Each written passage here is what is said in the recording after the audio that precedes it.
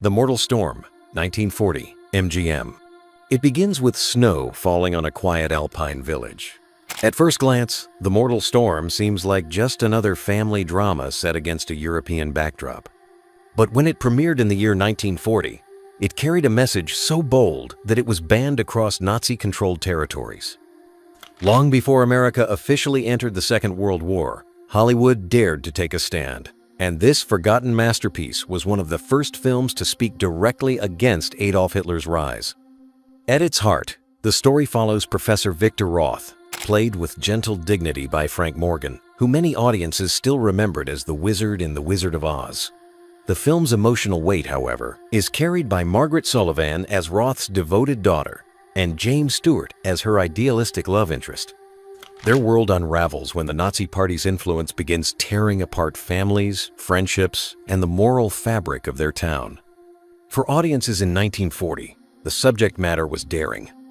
At the time, many Americans were still isolationist, hesitant to be pulled into Europe's conflict. Studios, fearing controversy, often avoided criticizing Germany directly. MGM took a risk by naming Hitler and showing the swastika, something almost no major studio had done before America's entry into the war. The gamble paid off artistically, though not financially. In Europe, the film was immediately banned, and in Germany, it was condemned as propaganda. Behind the camera was director Frank Borzage, a filmmaker known for blending romance with spirituality. Borzage gave the picture its emotional depth. Instead of a dry political lecture, The Mortal Storm is an intimate family tragedy. The Roths, a loving household, find themselves torn apart not by bombs, but by ideology. One of the film's most haunting lines comes when Frank Morgan's character states simply, "A man is not free if he cannot speak his thoughts." In that moment, audiences could feel the cost of silence in the face of tyranny. Critics praised the film's courage. The New York Times called it a drama of rare integrity, while The Hollywood Reporter admired its emotional honesty. Yet, despite the critical acclaim, the movie never became a massive box office hit. Part of the reason was timing, released just months before America would be thrust into global conflict. Its warnings were perhaps too soon, too uncomfortable. For James Stewart and Margaret Sullivan, the film held personal resonance. Stewart, who within a year would enlist as a pilot in the U.S., Army Air Forces, often said he felt proud of being part of a film that sounded the alarm about Nazi Germany. They Drive by Night, 1940, Warner Brothers. The open road has always fascinated American storytellers. In the 40s, before the glamour of neon diners and carefree road trips, Hollywood captured a grittier side of highway life in They Drive by Night. Released in the year 1940 by Warner Brothers, this hard-edged drama fused working-class struggle with crime melodrama. Though it is often overshadowed by Humphrey Bogart's later classics, it remains one of the rawest portrayals of ordinary men fighting for survival in a world that doesn't play fair. At its center are brothers Joe and Paul Fabrini, played by George Raft and Humphrey Bogart. They are independent truck drivers hauling goods across the California highways, constantly at risk of exhaustion, breakdowns, and economic ruin. This was no glamorous portrait, it was a slice of Depression-era reality still lingering into the early 40s. The Fabrinis are men on the edge, gambling each night with their lives and their livelihoods. The first half of the film plays almost like a social drama. We see the harsh conditions of long-haul trucking, where men fall asleep at the wheel, companies exploit their workers, and a single accident can mean financial devastation. For Bogart, who was not yet the marquee star he would become in The Maltese Falcon just a year later in 1941, this was a chance to show his grit. George Raft, meanwhile, carried much of the emotional weight as the older brother trying to keep their small business alive. But midway through, the film takes a sharp turn. Ida Lupino enters the picture as Lana Carlson, the restless and ambitious wife of a wealthy trucking magnate. Her performance is electric, filled with smoldering intensity and cold calculation. In a role that could have been one-dimensional, Lupino crafted one of the most chilling femmes fatales of the decade. In one unforgettable courtroom scene, she delivers a breakdown that critics hailed as a tour de force. Her line, whispered with both fury and desperation, "Drivers like them, they're dirt under your feet. They mean nothing," sent shivers through audiences. Lupino, often called the poor man's Bette Davis by the press at the time, proved she needed no such comparisons.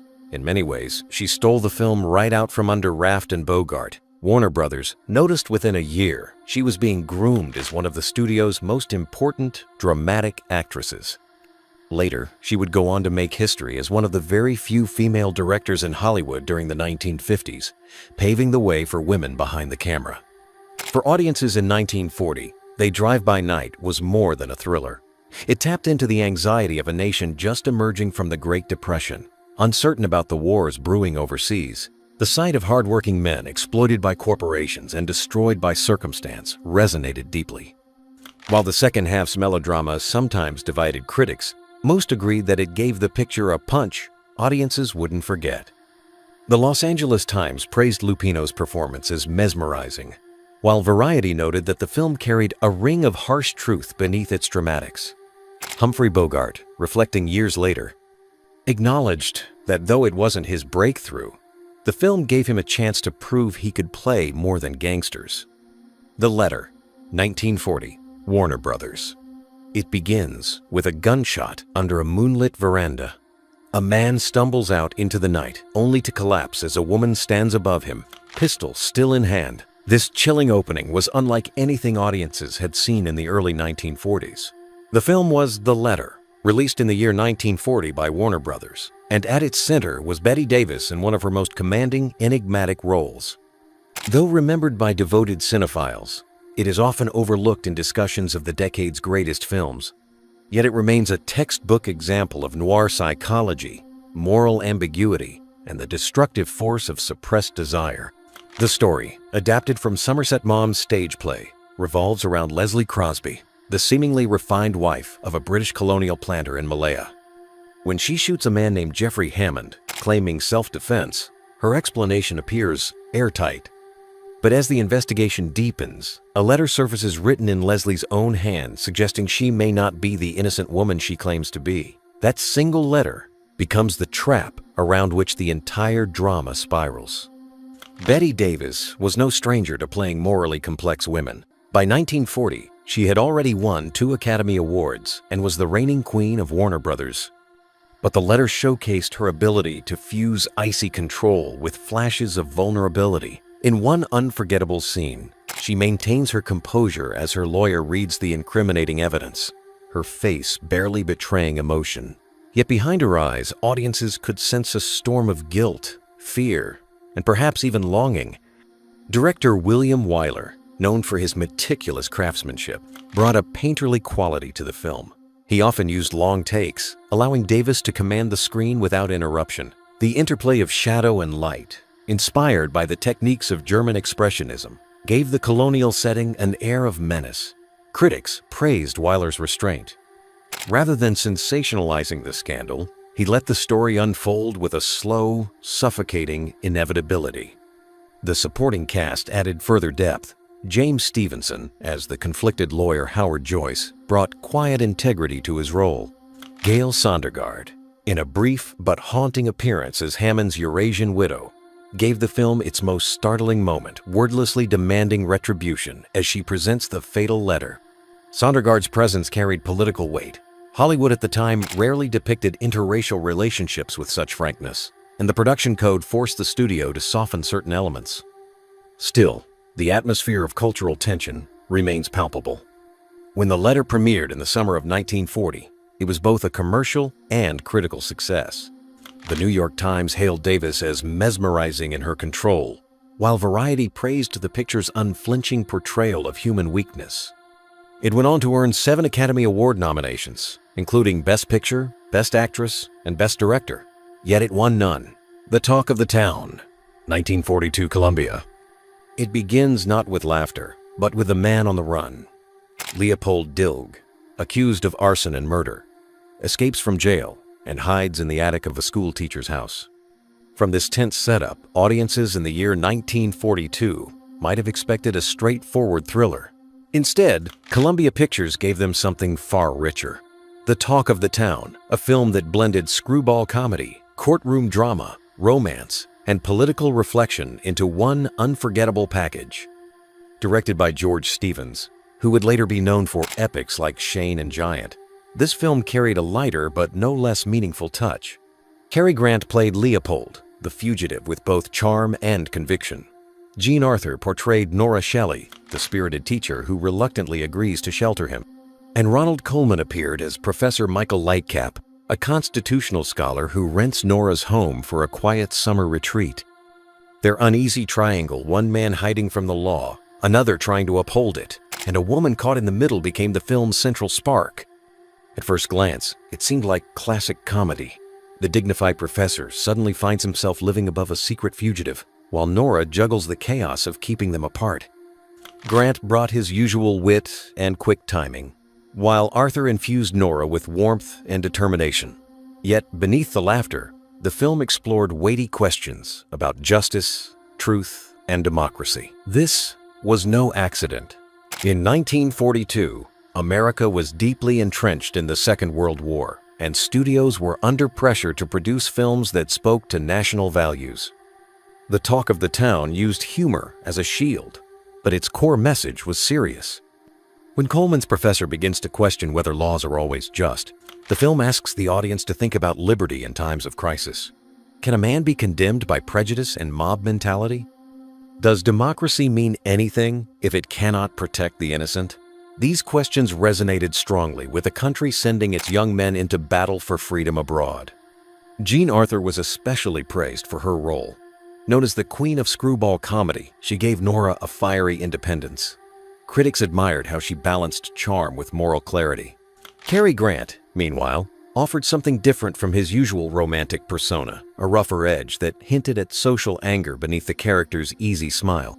Ronald Colman, with his calm, aristocratic demeanor, provided the perfect counterweight, embodying reason and conscience. Together, the trio created a chemistry that carried both romance and reflection. The film was well received on release. The New York Times called it a spirited union of wit and wisdom, while Variety praised Stevens for blending genres so seamlessly.